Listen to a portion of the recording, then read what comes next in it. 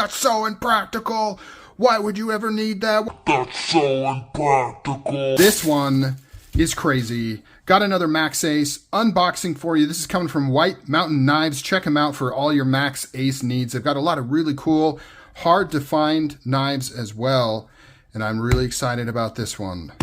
It is going to be, hopefully, super epic. We got lots of parts here. Let's get into it. Well, look, this is heavy. This is heavy. This is sticky. What is going on here? Oh, it's caught in the pocket clip.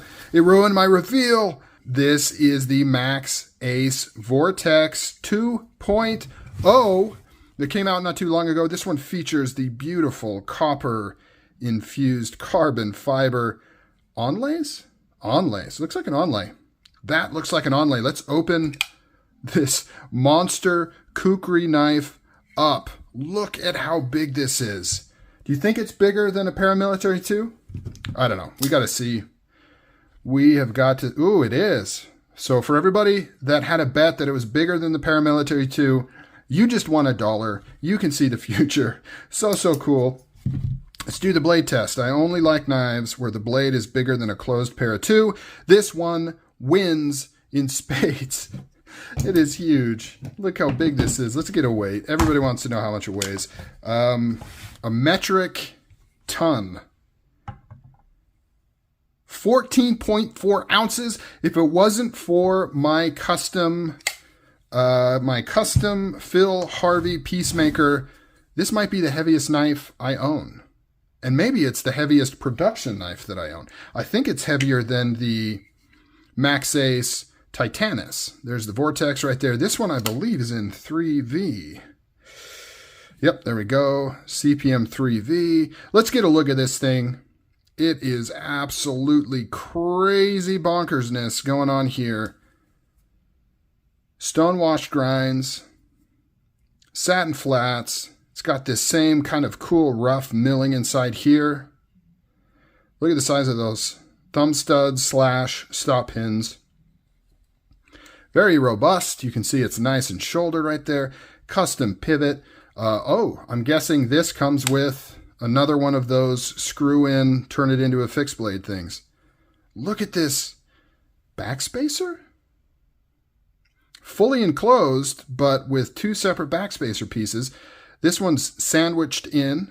You can see it's contoured with milling on the back here. And then they've got this other piece, which is like milled into these slabs. And it kind of fits in there. I've seen them do that on a few different knives. It looks really, really cool. It's got this little pocket clip. It seems good though. Good tension. Should be able to get stuff in here. There's that copper carbon fiber onlay.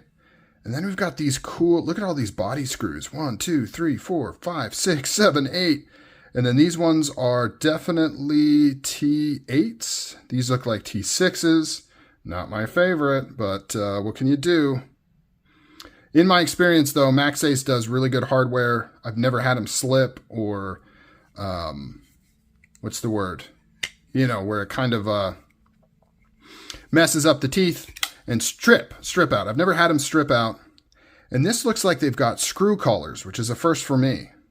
I assume that's what that is. I don't know if that goes all the way through or if they are just screw collars. That looks pretty cool. These are more standard screws. These onlays are dope. This is real copper inside this carbon fiber. So it should patina and kind of darken up. I'm curious what that's going to look like. I've got that on a couple knives that I own. I like the cutout for the frame lock here or the sub frame lock. I'm not sure. When you have an onlay like this, you know, things get a little muddy. Does that turn this into a liner lock? Sub frame lock? Frame lock? I don't know. It's cool. Lockbar insert, you can see right there. Really cool. I have seen these. Just never, you know, these are pricey, guys. This is not a cheap knife. Now, it's totally worth it with the materials and the size, but, ooh, yeah, these are pricey mamma jammas. Feels really, really good. I love these folding kukris. Can't go wrong with those.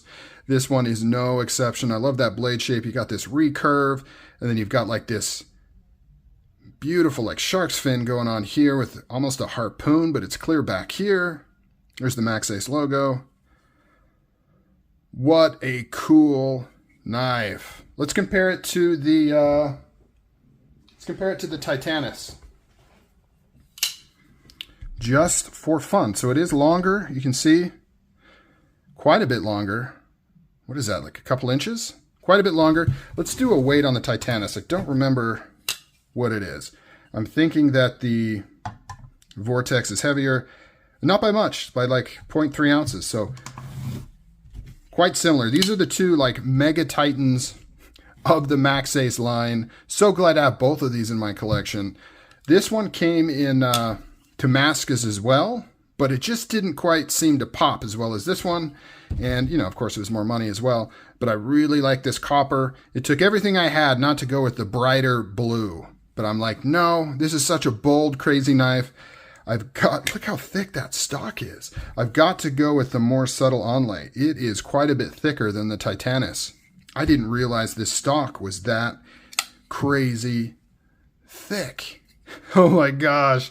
What do you guys think? Would you ever get something like this? I know a lot of you are sitting there seething in the comments. You're like, that's so impractical. Why would you ever need that? Why would you ever spend so much money on a knife like that? I hear you, man. I get you. I have that same inner dialogue every time I'm wanting to get something like this. It is ridiculous. There's no need. There is no need for anybody to own something like this. Really. I can't even really argue it. I mean, even if you find a need for a huge, large folding knife like this, there's cheaper, lighter options out there, but it's just cool. I mean, it is just sexy and it is just cool. And I can't get past it, so it is what it is. That isn't stonewashed. That's like bead blasted. Then, all right, what do you guys think of this? Do you think I made a good choice going with the copper? I think so. That looks beautiful. All right, guys, I'm out. Comment down below. How ridiculous is this on a scale of 1 to 10? I know you guys are freaking out.